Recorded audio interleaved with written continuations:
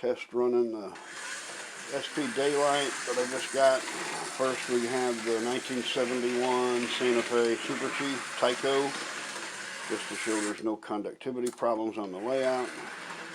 Forward and reverse.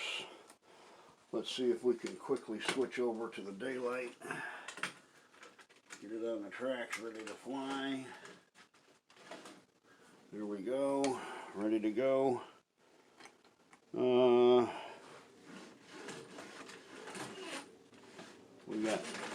We got no nothing. Forward, backwards. The lights are on, but nobody's home. That's pretty disappointing. Welcome to my first how to repair a locomotive video. Now, I bought this Athearn PA1 from a guy on eBay. Came with 7 passenger cars and a dummy unit, a B unit. Said that the locomotive runs, but the locomotive didn't run. I put it on my test track, got just the headlight. And when I brought it in here and put the transformer on it, the headlight came on, but when I put the wires on the wheels, they just sparked like it was shorting out. So I took it apart, and I found out that the headlight works when you touch it to the frame, but there was a short somewhere. I'd never messed with an Athearn locomotive, so I put it out on the model railroad forum. How do I fix this? And one guy said, check the motor mounts on the engine. Well, I didn't really know what he was talking about. And I took this thing to my place of employment, which we work on electric motors and electrical systems, so there's no shortage of electrical engineers running around. And I asked one of them, how can I test this motor to see if it's good? And while I was demonstrating this thing to one of my co-workers, I pulled on the motor and the bloody thing just jumped right out of the thing, and I learned what was the problem. It was a motor mount. It had shifted to the side. The motor was laying down in the frame, and the motor touching shorted it out. So I've got that problem fixed. I'm going to glue the motor mount in, and I'm going to put some Nomex around it so in case it ever does shift again it won't short out. I'll show you that in a later video. What we're going to do here now is learn how to take it apart and clean it and get it ready to go. As you can see, I've cheated a little bit and I've already taken it apart. That's because I didn't want to do it on camera and look like an idiot if I couldn't get it done right. Yeah, go ahead and sue me. So the top comes off and you see what's inside. Kind of a goofy contactor setup. This is one of your contacts right here. It goes across, there's a copper strip right on top. So you take that off. The motor is, there's a worm gearbox back here just like this one. I've already taken it off, once again, off camera because I didn't want to look like an idiot. I will show it to you in a minute. So the motor just comes out like this. There's 2 drive shafts, one forward and one aft. These are the motor mounts we were talking about. This one here had come off. The motor was laying over like that, shorting out the locomotive. So this will be glued back on. That's not a problem. So what we're going to do is I tested the comm and I tested the motor. I will show you how to do that in a later video because I have an example of a bad one and I want you to see that. Okay, so you take the worm gearbox off basically by putting a very small screwdriver, smaller than this one, underneath this clip here and pop it off. Be very careful, there's a lot of little washers and stuff. This is 2 pieces right here. I don't know if you can see that. See that line? 2 pieces. If you open it up and spill all those pieces, you're going to have a hard time putting them back together. Fortunately, we have the instructions. So once you do that, the truck comes out. Now, you need to pop this little piece off here. Easy. You just put your little, I think you can see here, put your screwdriver right there, and see what I mean about looking like an idiot? Pop it off. Now normally you would see the wheels in there. And everybody's going, well golly, where are the wheels? Well, I already pulled the wheels out. I told you I took this apart before you guys on camera. So you take it apart, there's the gears. They all look pretty darn clean. I'm going to clean them up anyway and put a little light oil on them. I was trying to figure out how the electricity was isolated to the frame, This obviously is one of the contactors. The wheels come up in here. The wheels make contact here. And this is how they isolate it. There's a piece of plastic here so the frame can't touch it. So that's what insulates positive from the negative. Let me show you that worm gearbox. Here it is right here. I made sure it didn't fall apart. I'm not going to take it apart, but you can look. Maybe you can see that little worm gear there. There it is. It finally focused. Runs real smooth. I'm going to put just a tiny little bit of grease on that and put it back together. Same thing applies to the front truck. You take the wheels out. Now these wheels, I don't know if you can see these, they look kind of dirty. So I'm going to give them a good cleaning with a Dremel and a polishing brush, maybe some rubbing alcohol. I'll get them cleaned up. We'll put it all back together again. The same thing applies to the front truck. Pop the box off. I think you have to take this light out. I'll look at that when I do the front truck, and I'll let you know. I'm not going to do it on video, least I look like an idiot. So for this section of the video, we are finished. The front truck is the same as the back truck as far as disassembly is concerned. As far as the gears are concerned, they're lined up exactly the same way. Just showed you how to take the gearbox off. The next step for me is to take and clean these wheels. They're really dingy. I'm going to use denatured alcohol and a Q-tip to clean the surfaces up. Then I'm going to use a rotary tool and some buffing compound that I bought, and I will tell you about that after I've done it, just so I can see what the results are. Then we will put this thing back together again, and hopefully by tomorrow I'll be able to test it.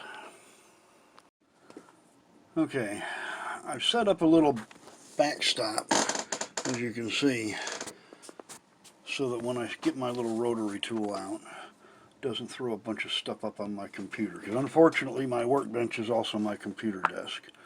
Don't have a workbench as it is. Well, I do have one. It's out in my shed. And in the summertime in Texas, it gets very hot. So I wanted to show you how to clean one of these sets of wheels. There's no point in showing you how to clean all of them. It's extraordinarily boring, and I'd have to find something to talk about during the whole time, and I'm sure whatever it is that I would talk about you wouldn't want to hear. So I'm just going to show you these quick little segments now.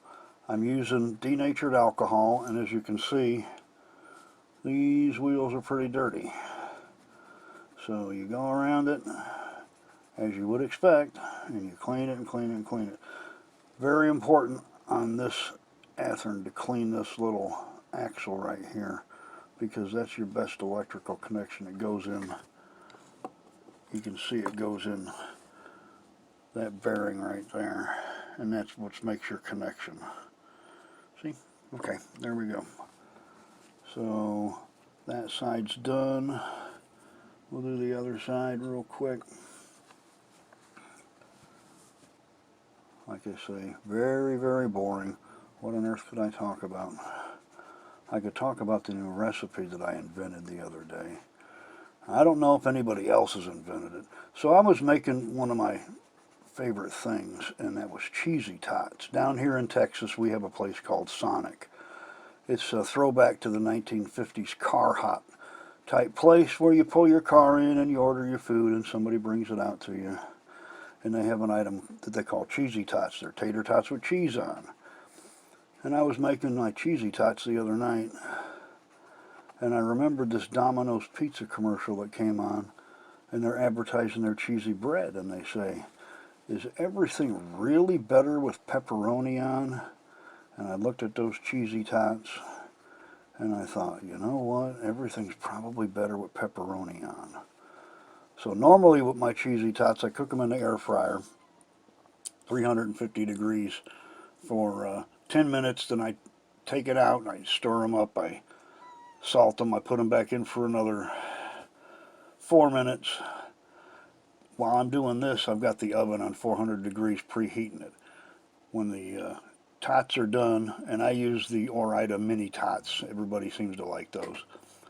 When the tots are done, I put them on a baking sheet and I arrange them into a square and put American cheese on. American cheese comes in squares. But I took some tots out this time and I covered them with pepperoni. I have this sandwich pepperoni.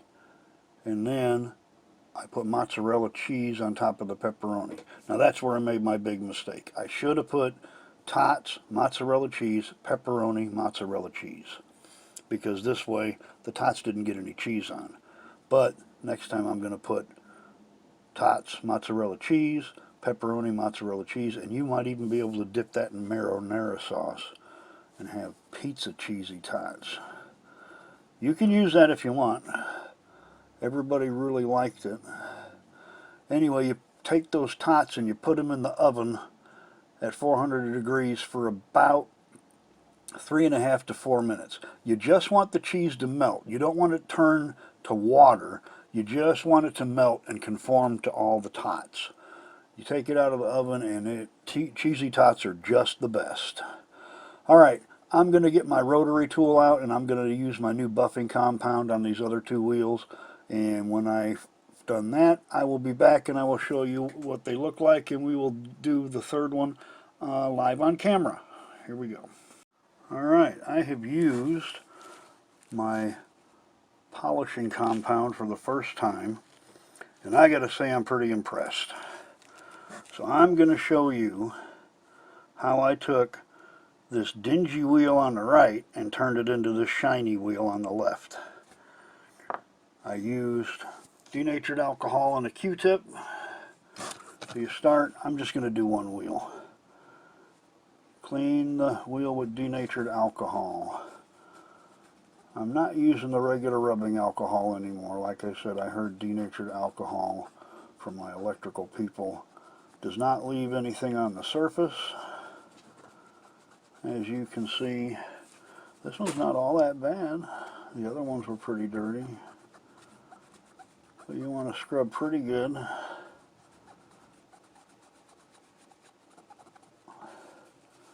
And I do that too. Do the other side here. Always try to use two. Now, you definitely want to clean this axle. I think I showed you what goes in that truck. The noise you hear in the background is my posh kitty getting into everything that she's not supposed to because she knows I'm busy and I can't stop her. Okay, so that should do that. Now, I take a paper towel and I just dry it off. Then I use my rotary tool and this polishing compound Red Rouge NK. Notice it says made in USA. That's right, proud to buy American. I know that everything else on my desk is probably made by the communist Chinese, but this polishing compound is made by us Americans. So, in the polishing compound a little bit, get your rotary tool,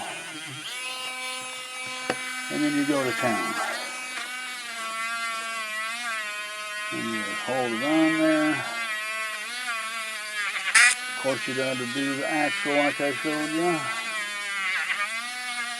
So it sure does like to spin.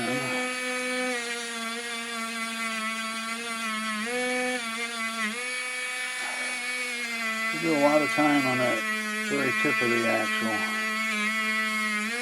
You want to make it nice and shiny like that. Get a little more polishing compound. Now we go to town on this wheel. It's already starting to shine. I really didn't think it would shine. My posh kitty is getting dangerously close to getting thrown out of my room.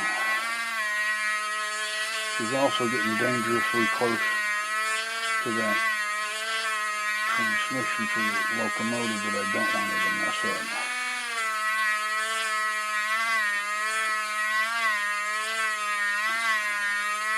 As you can see, I hope that you can see, this wheel is getting much shinier.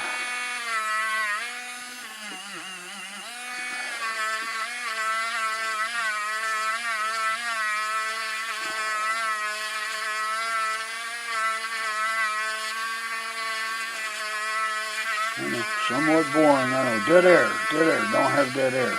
I don't really don't know what to talk about. I don't have any more recipes to share. That was a little bizarre, working on trains talking about recipes, but I also cook.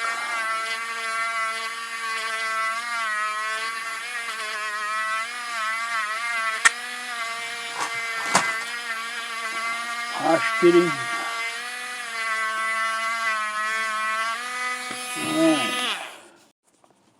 Alright, now we take another Q-tip, dip it in the denatured alcohol, and clean that polishing compound off of it.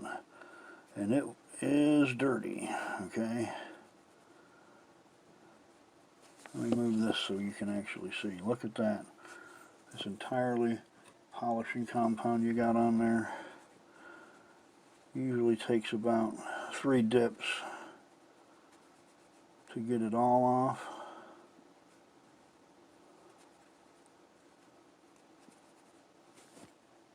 One more Q-tip. That should do it.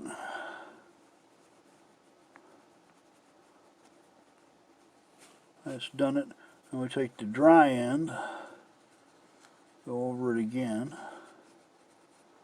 dry some of that stuff out of there. And once again, with the paper towel,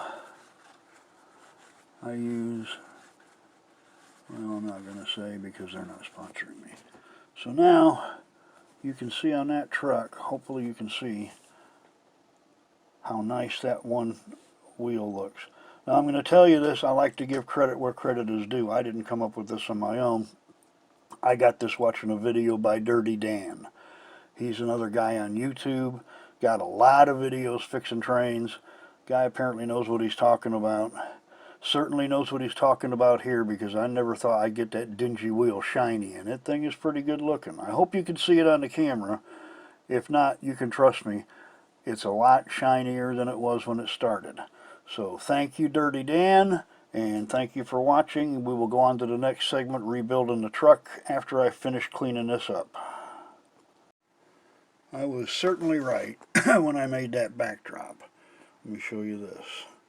This is all the stuff that flew off of those wheels. It flew onto the red surface, it flew onto the backdrop, all the way back here. Kept it off my computer. It also flew up into my face. So I should have said before, always wear safety glasses when you're doing this. I have to wear safety glasses because they're prescription. Otherwise I can't see anything that I'm doing. But there you go. You don't want this getting in your eyes, folks, I promise. Let me do this. Here we have all of our parts laid out to put this truck back together again. Now, if you have a really nice camera, I have a Canon SLR, or if you even don't have a nice camera, when you're taking these things apart, especially for the first time, if you're a novice like me, take pictures, so that when it comes time to put them back together, you can go back and reference the picture. You think you're going to remember, you're bloody well probably not going to remember. And then it turns into a real nightmare. So let's start here. This one goes in here. There's a couple of little notches. Line them up. Yeah, of course it sounds easier than said and done. There you go. So that one's in. Now, the next thing we're going to do is we're going to put the gears on. I've cleaned them all up nice and neat. 1, 2, 3, 4, 5. And we got 5 gears rolling. Now, we can put a little tiny drop of oil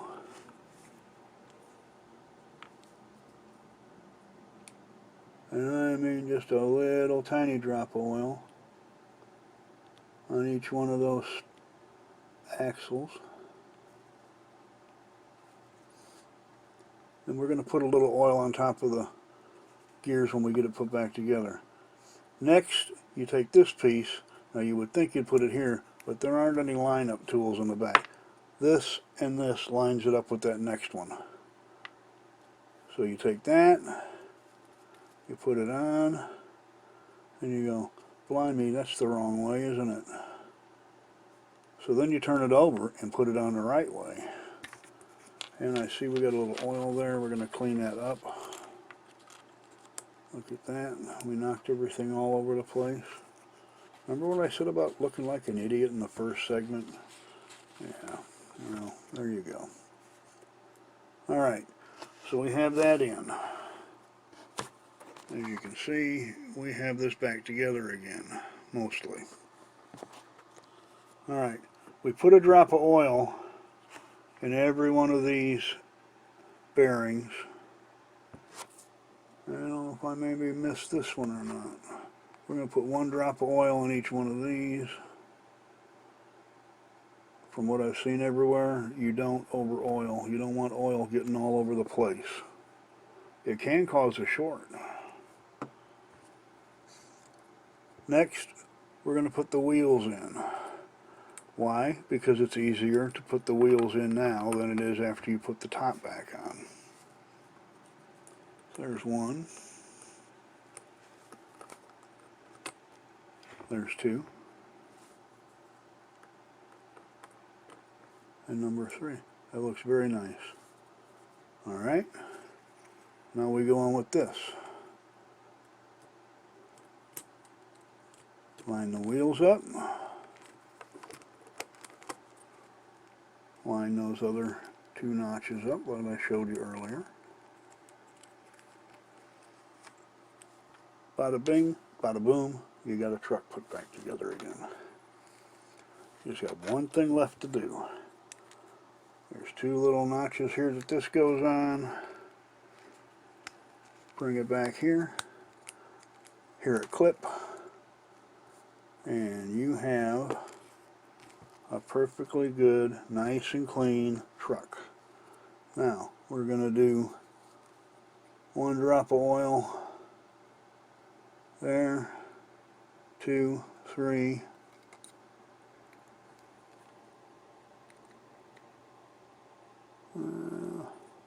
can't see it from that side. So there we go. Now we get that oil worked out, run it back and forth, get them gears running nice and smooth, and it's got really good action now. So this thing is going to have really good contact. The wheels are nice and clean as they're going to get. And we're ready to go. Now I haven't done the front truck yet. I told you I would let you know if we have to take that headlight out. But for now, I've got to close this operation down because I have to get up and go to work tomorrow. No, this isn't my job. Nobody pays me to do this.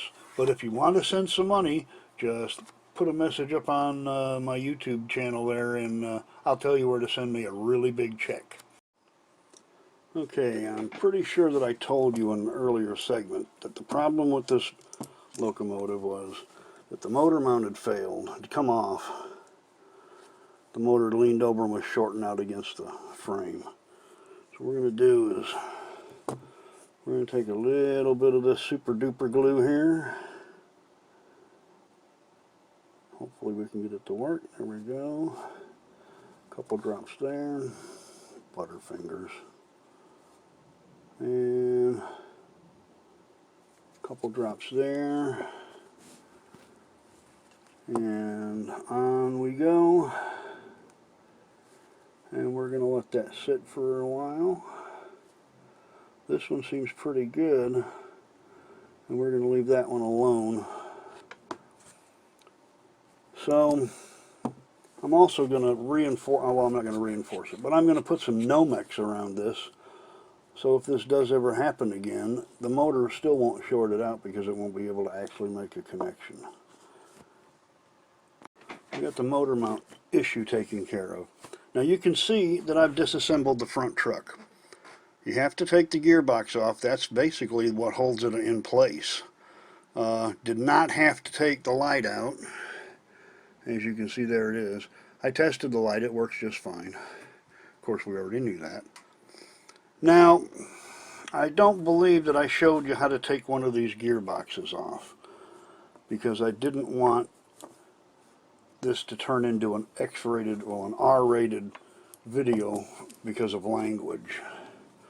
It's like when my kids were growing up and I was working on the car and they'd say, "Oh, Daddy, can we help you work on the car?" And I'd say, "No, honey, you're not old enough to listen to me work on the car." So I'm going to do this, and I'm going to show you how to do this, and hopefully we will not have to get an R rating for this video. So you take a really small screwdriver and you slide it. I found the best way to do it is to come at it from the back, from the underside. You apply a little bit of pressure to that gearbox. I hope you can see this. I guess you can't. Here, let's try it like this. Okay. You got to get both of them because there's two of them. You apply a little bit of pressure, keep the pressure on, and it comes off. You see? Magic. And like I say, you got to be very careful to keep that thing together. Put it back together. You can see there's a slot there that it goes in. Make sure you get it in both sides. You hear it snap in place. You see it's on that side. You see it's on this side. Take your little drive shaft and turn it. Make sure there's no hang-ups. I had an issue with this on another one where I put it back together and the drive shaft would hang up on it. Alright. Didn't have to turn it into an R-rated video. Glad to see that. All the little kiddies can still watch. So there you go. Everything's working there. Okay, now we're ready to put the locomotive together. Let's put the rear truck on first. You'll see there's a little pin right there. We put that on.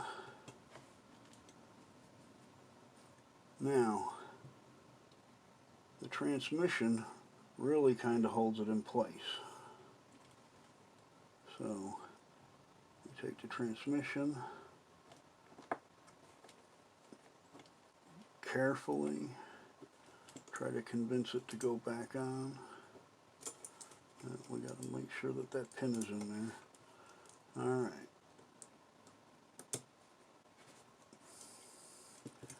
You can see it kind of came apart a bit.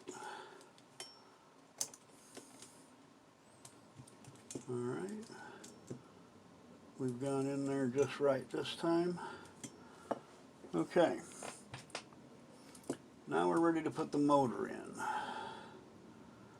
We're going to put this after drive shaft in first, because once we put the motor in, you won't be able to do this. There's a small spline on it. Alright, that's in there. Push the motor mounts in. There we go. Now we got the front truck ready to go. Put the light in. Drop it in place. Transmission. Let's see if we can see where the spline goes.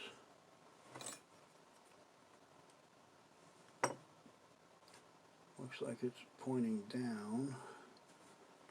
So we'll try to convince it to go in there. Turn it a little bit. There we go. Slid right in. Now, once again, being very careful. Convince that transmission to pop right into place. Now, it sounded like it went into place. It didn't really feel like it went into place, and it looks like it might not actually be in exact. There we go. That's the snap I'm looking for. Okay, that's good. That's good. Motor turns smooth and easy, right? Okay, the last part we got to hook up is the main connector. Slides under here, slides under here, and locks in place on top. Now, I've seen several people make the argument that you should just remove this piece altogether and solder wires here, here, and on the copper connector up top. And I don't think that that's necessarily a bad idea. I'm just not going to do it right now. I wonder if this actually goes the opposite direction, because it doesn't look like it's going to fit just right.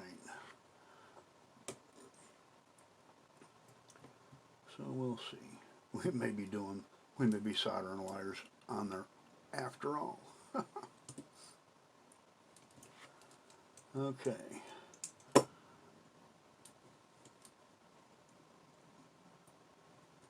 I don't really think that's making a very good connection.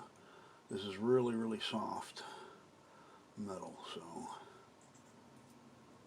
anything can cause it to not make a decent connection. That soldering that wire on there is sounding better and better all the time, because I'm afraid I'm going to get in there. That one's not even hardly touching it.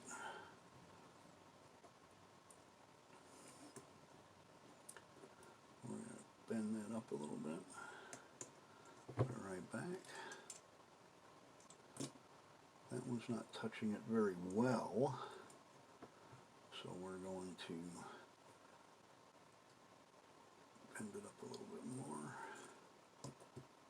Put it back on. It seems to be touching it okay.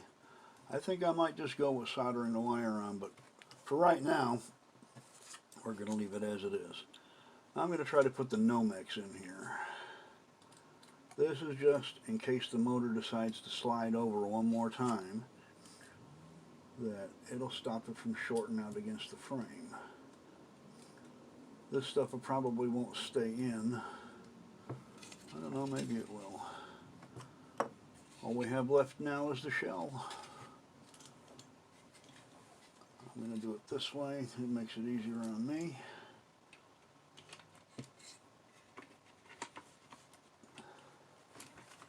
This one has only one snap on it, right here. It goes in here. So it's a very easy locomotive to get apart and subsequently put back together again. Alright, there we go. Look at that. We've got our Southern Pacific Alco PA1 put back together again. There's only one thing left to do, and that's to test run it. Cheers for now. Well, we are about to come to the end of our journey. We've got it rebuilt. We've got it cleaned. We've got it greased. We've got it washed. We got it shined up and ready to go. Now we find out if we did what we needed to do, if we did a good job, have we brought this Alco PA1 back to life. Here we go.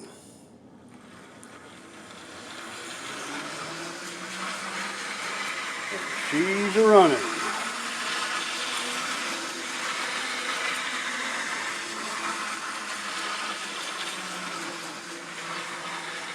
Nice and smooth action, no grinding. She looks beautiful. And good in reverse too.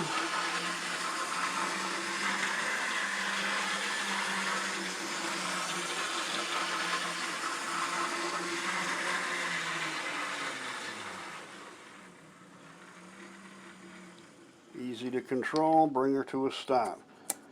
Alright, that's it. My first locomotive rebuild. This one was a success.